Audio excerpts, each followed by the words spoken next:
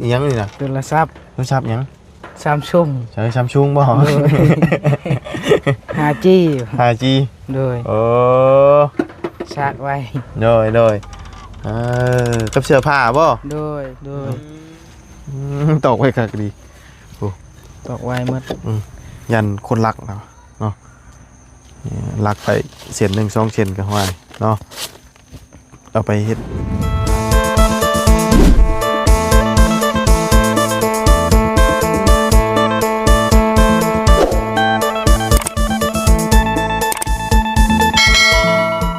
เนาะดูกองปริศนาพี่น้องเอ้ยก็เคลื่อนย้ายมาฮอดนี่มาจากอเมริกาพี่น้องเอ้ยมาฮอดมาถึงมือไอ้เจืองเป็นที่เรียบร้อยเนาะเอาเดินทางมาฮอดมาถึงพี่น้องเอ้ยเนาะฮอดจอดถึงกับมาหาเจืองเลยมื้อนี้พี่น้องเอ้ยเป็นยังไงคือฝนตกญิแท้เด้บาทนี่พี่น้องเอ้ยเนาะกองอย่างนี้ในมือนะพี่น้องเนาะของดีแล้วนี่ตามเบิ้งนี่เดี๋ยวจังไรกันรุ่นเบิ้งน้ำกันพี่น้องจะเป็นกองอย่างเนาะเอาคนอื่นก็สบายดีและสวัสดีเพื่อนพี่น้องกันเบิดสุคนพี่น้องเนาะมื้อนี้ก็ว่าจีโทรหาสร้างเนาะให้ทั้งมาบุญสารวัตรโทรหาสร้างมาเบิ้งนี่แหละพี่น้องเนาะว่าค่าส่งค่าสร้างเนาะว่าเพิ่นสิเอาน้ำเท่าไรเนาะได้คุยได้ร่วมกันแล้วพี่น้องเลยแต่ว่าโทรทางสร้างเพิ่นยังบ่ทันทับพี่น้องเลยเนาะแล้วก็ป้าโทรทางบ่เสียงเพิ่นมอบข้าวของให้เอามาแสดงความยินดีนำเพิ่นก่อนพี่น้องเลยยิ้มเป้ยอยู่เนาะจังได๋ก็มาเบิ่งน้ำกันนี่ได้ของดีนะเนาะโตเบิ่งนี่ของสิ่งนี้คือสิล้ำค่าแบบใหญ่สุดพี่น้องเลยเนาะว่าเบิ่งไอ้เจียงยิ้มแบบว่าเขียวแห้งนี่แหละพี่น้องเลยเนาะสิ่งที่บ่คาดฝันเลยแหละพี่น้องเนาะบ่มีไผเคยได้มาก่อนเลยแหละพี่น้องเนาะตามเบิ่งนี่เอาจังได๋ก็เบิ่งน้ำกันพี่น้องเราได้อีหยังเนาะตาอันนี้แท้พี่น้องเลยเนาะได้เข้าของหยังเด้เนาะเจืองเฮานี่เนาะมางวดนี่บ่กล้องหยังกี่นี่ฮะกล้องโทรศัพท์โอ้อีหยังนี่เนาะเบิ่งนำได้บ่ได้เอาเบิ่งดีกว่านี่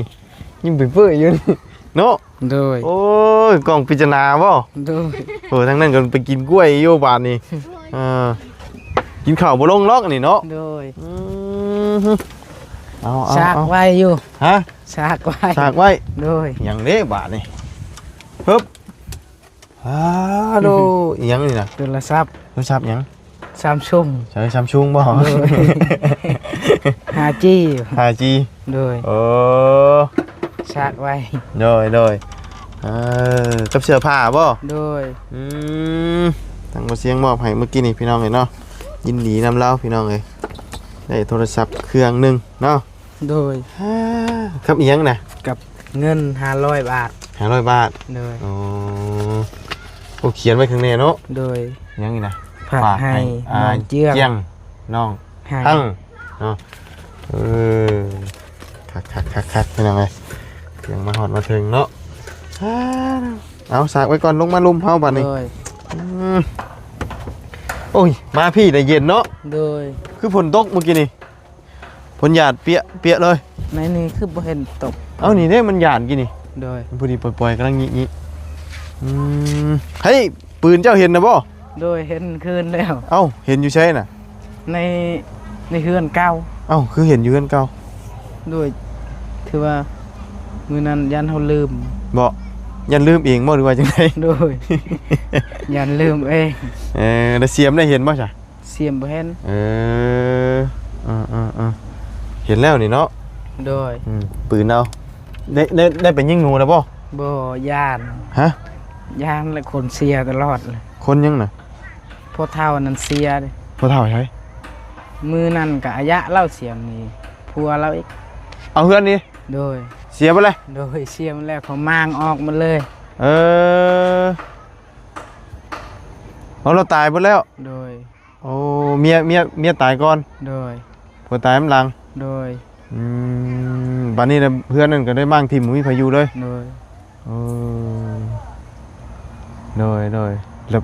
อันพวกนั้นได้จากดินดอนเราได้จะไปชีมาอยู่บันดินดอนก็บาวัดละอยู่บ่โดย ตายมื้อได้แล้วตายมื้อได้น่ะ ตายประมาณ2 มื้อแล้ว2 มื้อนี้แหละแล้วเข้าไปพัก โดย 2 มื้อนี้ อืมงวดที่แล้วเมียเนาะมามันนี่วัดผัวมันนี่เลยมั่งเฮือนทิ่มเลย ของเบาเสียงมัน บ่ของเฮานี่แหละ เลย ของมาเชียงเราไปแล้ว สบายดี กินกล้วยอยู่นี่เนาะไม่ได้กินข้าวก็มากินกล้วยดิ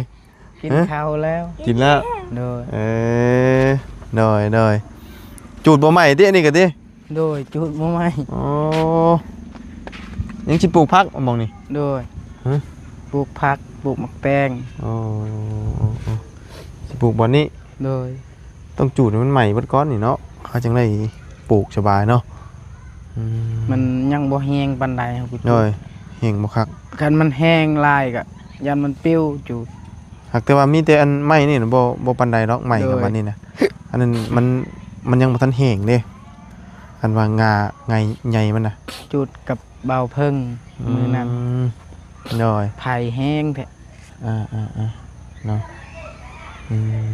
น้ำในไปตักเอาอยู่ใช้ซะน้ ตักนำเอื้อยอ้อน ำเป่งเอา โดยเราใส่ทออยู่พี่ เราเอาท่อแล้วมาฮอดพี่บ่ โดยเราหดผัก โอ้มาไกลดิเนาะ โดย ท่อยาวดิ มาฮอดพักฮอดพี่โอ้เพื่อนอยู่พุ่นเนาะบ่ไกลๆนึงยังลากมาพี่ได้โอ้แปลนคักบาดนี้เนาะอันนี้คือสิแม่นมองนั่งพิงไผนั่งเล่นบ่ โดยบอนพารักเล่น บ่เนาะเปลี่ยนแล้วพี่น้องเลยเปลี่ยนเติดวันนี้เนาะทางว่าเสียงว่ากับทีมงานพี่น้องเลยเนาะหมู่ครูปรึกษากันว่าจะสร้างมา โดย เบิ่งดำเนินการเรื่องนี่แหละค่าสร้างนี่แหละ โดย แต่ว่ายังบ่ทันนั่นอยู่พี่น้องเลยยังทันฮู้เนาะรอก่อนไกลแล้วเดี๋ยวมาเบิ่งดำเนินการว่าราคาเนาะจากล้านพี่น้องเลยเอาเนาะก็มีมุกดีใจนำได้โทรศัพท์ใหม่เนาะ โดย โดยฝากมาที่ใส่ก็ มาจากพังไทย คิดว่ามาติดต่างประเทศนะ พังไทยแล้วก็จากอัญรมันบ่ ผมมาจากเยอรมันก่อน โดย ก็ต่างประเทศ2ต่างเลยแล้วเนาะ โดย มาจากเยอรมันแล้วก็มาจากฝั่งไทยวะฝั่งไทยกับต่างประเทศด้วยกันได้คนละประเทศเด้ โดย โดยโทรศัพท์เครื่องหนึงทางบ่เสียงเนาะมีเสียผ่านประเภทนำบ่ โดย โดยนั่นแหละบ่ได้ไปใช่บ่ช่วงนี้ บ่ได้ไปไส งานอันเรียกกล้วยเรียกหยังเด้ถอนมันถอนหยังบ่ได้ไปบ่ โดยเฮากินนี่ก็อยากไปอยู่ไปเอาแหงเขาแต่ว่าเสียเล็กงัด เล็กงัดเสีย โดย มันไปใช่ จักแหละพอเฮาเอาไว้ในเฮือน บ่เห็นอีกเลย โดย อันว่าอันเฮางัดมันน่ะนะ โดย มันเสียแล้ว โดย ซื้อใหม่กับแพงอีบ่นี่นะ ซื้อใหม่บ่แพง อันเท่าไหร่แต่เก่า 40 40,000 โดย อันว่าอันเฮางัดมันน่ะเด้เนาะ โดย แต่ว่า แต่ บ่ ว่า เห็น ซื้อใหม่ยังบ่แพ้ของเก่าแล้ว มันเป็นจังได๋ซื้อของใหม่ แบบของเก่าเขาจอดมันบ่ได้แน่น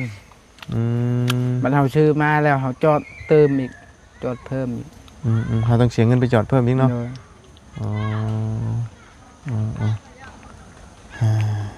ผลลิ้นเนี่ยฝนตกเปียๆอยู่ให้ได้ใส่บ่อันนี้นะ มันเอากินแล้ว บ่ได้กินเลย โดย ได้จักตัวได้จักตัว บ่ได้จักโตเลย ฮะ มันบ่กินเลย มันบ่กิน โดยเฮาใส่ตัวนี้แต่มือบ่บุญเมื่อนั่นบ่ โดย คือมันบ่เน่ากวนมันสุกเนาะ โดยบ่กินใช่เนาะ โดย ปลูกหยังจะเพิ่มนี่นะ ปลูกมักทั่ว ปลูกหมักทั่ว โดยแล้วก็ผักกาด ประกาศโอ้หมักทั่วเริ่มออกเด้เนาะ โดยงามเถอะ งามเลยเด้นี่ผักหอมน้ำบ่นี่นะ โดยผักหอมแน่ หวานผักหอมพร้อมเนาะ อ้อย กา ก็ ด เป็นนอแล้ว โดย บักฮงนี่จักมันถึกหยังอยากตายเลย ถ้าว่ามีน้ำใกล้ๆกับมันก็สิหดได้น้ำมันก็สิได้ง่ายอยู่ โดย มีน้ำเฮามันบ่อยากเพียงพอมันก็อยากพักมันก็บ่อยากสม่ำเสมอมันก็อยากตาย โดย เพราะว่ามันใหญ่เท่าไหร่มันยิ่งกินน้ำเลยนี่ โดย กินน้ำหลายเพราะว่ามันก็สิช่วงหน้าแล้งเนี่ยเนาะ โดย มันสิบ่ปานใดเรื่องงามหั่นนะมันหดน้ำบ่ได้เอาจังหน่อยก็ได้กินหมากเผื่อเฮือนเดียวจังว่าได้กินจังเนาะ โดย ตอนนี้ก็กำลังโทรหาสร้างอยู่พี่น้องเอ้ยแต่ว่ายังทันได้ฮู้เนาะสิฮู้ราคาก็ยังทันได้ฮู้ซ้ำนี่แหละอันนี้เช็ดได้เจียงออกเลยบ่พ่นได้บ่นี่น่ะ บ่ให้มันขึ้นไหม หึ ให้มันขึ้นไหม ให้มันขึ้นไหม โดย สิเอาไว้กินนอนบ่ โดย มันสิขึ้นอยู่บ่ตัดจำปาน ขึ้น ฮะ ยังหักมันลายมันขึ้น หากหลายก็ยันว่ามันลงตัวหากมันน่ะยันมันบ่มีตัวอันสิโป่งออกเลยนี่เพราะว่าตัดจำหากบ่ได้เพราะว่าตัวหากมันบ่มีนอเด้ มันขึ้นแบบนี้นี่แบบนี้ ฮะ นี่ เพราะ มันขึ้นมันบ่ตายกกตัวนี้ บ่ตายบ่ โดย อืม ขนาดเฮาจุดมันก็ยังบ่ตาย คำมันสิรอดเนาะ โดย คำบ่รอดก็กลนออกเบิดเนาะ โดย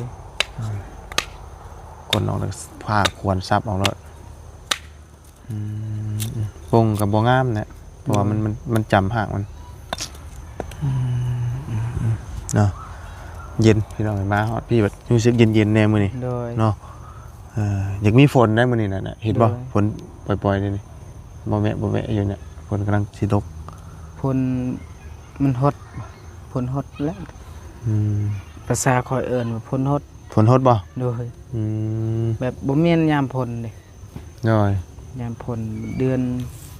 หยังเดือน6บ่ น้อย เดือน6และพลเดือน6เดือน7 แม่นเป็น6เดือน7พุ่นแล้วปกติฝนตก เช้าตัวนี้หาก็ฮดนำเลย หึ ยันหมอดกิน บ่หมดกินเนาะ โดยฮดตลอดเลย บ่ฮดมันก็ได้เพิ่นสิเล่า โดย เดี๋ยวสร้างมาเบิ่งเพิ่นต้องเล่าเรื่องนี้ก็โทรหาสร้างเพิ่นยังบ่รับซ้ำ โดย ว่าสิให้เพิ่นมาเบิ่งนี่แหละมาตีราคานี่แหละนี่พอไม้มันก็มาเบิดแล้วติ โดยครบแล้ว ครบไปแล้วกันมีแต่ว่าค่าสร้างก็ถามเบิ่งนี่แหละว่ามันตกอยู่เท่าไหร่หันนะประมาณ โดย 45ล้านบ่เพื่อจังไดเนาะเขาก็ต้องเอาขนาดเอาแบบให้เพิ่นเบิ่งก่อน โดย ว่าขนาดซำนี้เพิ่นราคาซำใดสินะเนาะเฮ็ดได้ซำใดก็เอาซำนั้นก่อนพอได้มันยุกย่อขึ้นเนาะ โดย ว่าอุปกรณ์ก็ยังมาบ่ทันครบพี่น้องเนาะก็ยังขาดอยู่หลายอย่างอยู่แต่ก็สิเบิดบ่หลายดอกเพราะว่าเฮาบ่ได้เฮ็ดขนาดใหญ่เด้ โดย ขนาดพอดีอยู่สำเพื่อนเป็นตู้7 ปีนะพี่น้อง7 ปีหรือ6 ปี เพื่อนพอตู7 ปี4คน6คือกัน อันนั้น7ที่นั่น 4คูณ7 7คูณหยังก็ลืมนั่นน่ะแต่ว่าบ่แม่น7 ปีบ่แม่น6 ปีนี่แต่สิเป็นอันน่ะเมตุ7 ปีไอ้6 ปีอยู่พารานเนาะที่ประตูนเป็นเฮ็ดให้นะเพราะว่าสร้างไม้นี่มาขนาดอันน่ะเฮือนนั่นเด้ไม้นี่นะ โดย สั่งมานี่เนาะนี่มีแต่ว่าล้อสั่งเพิ่นว่างก่อนยันเพิ่นบ่ว่างกันน่ะ โดย เพิ่นว่างนะครับอันน่ะนัดสั่งเพิ่นมาพูดคุยถามเรื่องราคา โดย เฮาก็จังลงมือเนาะแต่ตัวนี้ก็ต้องได้สั่งเฮซ้ายอันนี้เนาะบ่หลายก็ได้หรอกเนาะ โดย มีแต่ตัวเทนี่ซื่อมีแต่ตัวเทไอ้เสาเนาะจากต้น6เนาะ โดย 6 ต้นเสา6 ต้นพี่น้องเสา6 ต้น6 ต้นนี่มัน จังห้อง2ห้องบ่เสา6ต้นนี่2ห้องเนาะ โดย เสา6ต้นพี่น้องเบิ่งกันแหละว่ารูปแบบมันจะออกมาแบบใดเนาะเฮ็ดพอดีอยู่พอดีงามต้นอ้อยเด้อนี่พี่น้อง เสาตัวนี้ต้อนั่นเด้อ หึ เสาตัวนี้ต่ออยู่เทิงพุ่น แม่นเสาต่อโอ้ได้ดีได้เจ้าได้เสาต่อเสาดิน เพราะว่ามันโตอันโตนี้โตฟังตัวนี้น่ะมันสิบ่ได้ดอกเด้ โดย มันอยู่ดินบ่มันก็ทนทาน โดย ทนทานเด้เนาะเสาดินเสาต่อกันเลยมีแต่ว่าฟังเบิ่งเนาะสร้างเพิ่นมาเบิ่งดำเนินการมื้อใดเนาะเฮาต้องถามเรื่องราคาก่อน โดย เรื่องราคาสร้างนี่แหละโหเนี่ยก็แม่นให้เพิ่นลงมือได้นี่ โดย สมมุติว่าเราไม่เราต่อเฮาสิเอาไฟใช่ป่ะนี่ ไม่ต่อ ไฟฟ้านี่เพิ่นเฮ็ดนี่ จักสิเอาไผตัว ฮะ สิเอาไผเฮือนพ่อเฮา สิถึงบ่ จักเลย ไก่เนาะ โดยบ่อยากเอาไผเฮือนลาวนี่ก็ลาวใส่ลายชนิดบัดเฮาเสียแพง อืม เฮาเสียแบบเราใส่ทางน้ำเนี่ยทางจักสีเข้าเนี่ยทางตู้เย็นเนี่ย เฮือนอันนี้ได้เฮือนบ่ซอนกับไก่อีกเนาะ โดยมาสอนกับใครเนี่ย ทำสายไฟถึงมาต่อมาที่พุ่นได้อยู่แล้ว โดย เพิ่นบัด เนี่ย ไก่เฮือนนี่ไก่อยู่เนาะ โดย เฮือนทางเจ้าของดินและเดี๋ยวได้จังถามกันใหม่ดอกเนาะเรื่องพื้นเรื่องไฟเนาะเดี๋ยวต้องถามกันพี่น้องเอ้ยเป็นจังไดเนาะตอนนี้ก็ยังบ่ทันรู้คำตอบเรื่องอันน่ะค่าสร้างนี่นะพี่น้องเอ้ยมีแต่ว่าถามเบิ่งก่อนเดี๋ยวจังลงมือกันพี่น้องเอ้ย โดย มีแต่ว่าพูดคุยกันเรียบร้อยก่อนเฮาจังเว้าเรื่องพื้นเรื่องไฟเนาะ โดย ความต้องใช้ไฟอยู่แล้วจริงๆเลย โดย ต้องใช้ไฟได้นี่นะใช้บ่ได้นั่นนี่ว่ามันเจาะมันซีได้นี่นะ โดย เจาะซีตัดไงได้นี่นะ โดย ยังหลายอย่างอยู่เหลาใหม่เหลายังเนาะซีอีก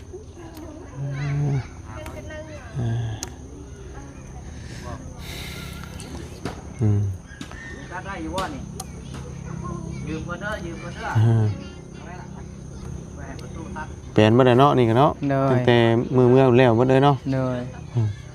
เปลี่ยนบ่ได้มีแนวเฮ็ดได้แล้วกันวันนี้รถย่างแล้วก็เพิ่งแก่กล้วยยาได้นี่เนาะยังห่างไว้อยู่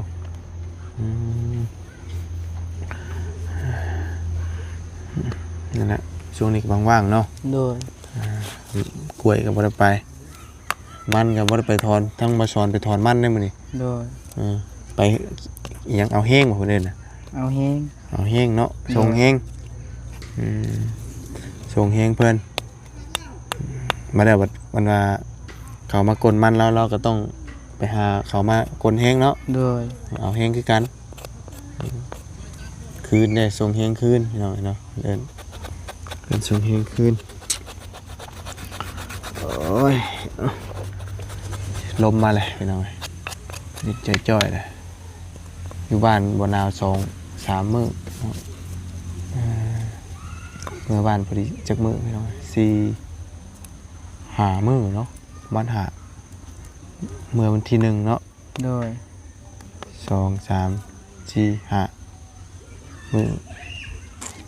ไหลถึงที่1มีหาคืนนะหาคืน4 มื้อเนาะเมื่อบ้านพักไปงานบุญก็จบเรียบร้อยเมื่อคืนนี้พี่น้องงานบุญประทางอีกครั้งเนาะถือว่ามื้อสุดท้ายคืนนี้พากันเดินทางมาดำเนินเรื่องเรือนซานต่อ โดย เรือนอาเจียงนี่แหละเนาะยังทันได้ไปใส่ไม้ใส่อยู่ ยังกองอบหยอบอยู่พี่น้องเอ้ย โดยตอกหมดยันเขาหลัก ฮะ ตอกใส่ตะปูหมัน ตอกเส้นตะปู โดย อ๋อ แบบคนเสียในบ้านเนี่ยเฮาไปนอนอยู่พุ่นเลย เจะไปนอนอยู่พุ่นบ่ตอนเพิ่นเสีย นอนก็ดึกเมื่อ อืม ยันเขารักเมียไหม เอ้าเจ้าไปเฮือนอันคนตายแล้วเมียเจ้าก็นอนนี่บ่ แม่น อ๋อแล้วเด็กๆบ่จะมา แม่น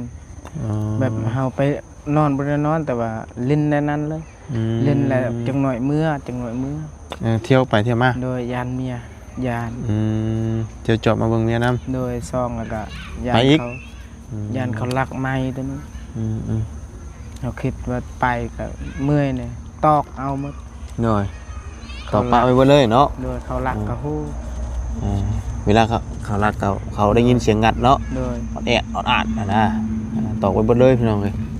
เขาเอาไปซองลำนี่เขาขายคนแบบเขาเมาเนาะ อ่า เขาขายช่องลำ50เขาก็เอา ย่อยอันใดขายได้เพิ่นเอาบ่ได้เนาะ โดย พวกอันนี้ได้พี่น้องขี้มาขี้กาวเนาะ โดย มันหลายมันหลายแล้วเดี๋ยวนี้นะมันบ่ได้อึดเป็นบ้ากันก็แซวชะอยู่ โดย ตอกไว้คักดี ตอกไว้หมด ยันคนรักเนาะรักไปเส้น1 2เส้นก็ห้วยเนาะเอาไปเฮ็ดขายให้ผู้ที่ว่าเพิ่นอยากใส่เฮ็ดอันนี้มันก็ได้อยู่ เขาขมั่งเขายาก เขาไปแบกเอาซอง 10,000 20,000เพิ่นก็ขายเนาะ โดย ของรักเด้พี่น้องเอ้ยขอแต่ว่าได้เสพเนาะแล้วเนาะทั้งอันอายะทั้งประตูนั่นก็เสียหมดเลยเนาะ โดย มั่งทิ่มเลยเฮือนเราบัดนี้มีพายุเลยปัวตายน้ำหลังเนี่ยไปก่อนเนาะ โดย ฟังใกล้กันได้บ่ โดยพังไกลแล้ว เออ ตัวนี้ผัวตัวนั้นเมีย โดยเท่าคือกันเลย โดยบริเผา ผัวเรานะ พังเลย บ่อันอายุเราก็หลายคือกันบ่ ยานอายะอันลายกว่าแหละ อันทั้งอันผัวเด้อ ผัวลาวยันน้อย บ่ อายะอันมันช่องผัวแล้ว อายะสองผัว โดย ตายคือกัน ช่องผัวหนึ่งหันอยู่ใส่อยู่เวียงจันทน์ อ๋อ ตะกี้หันเราว่าเป็นตำรวจผัวแล้ว โดย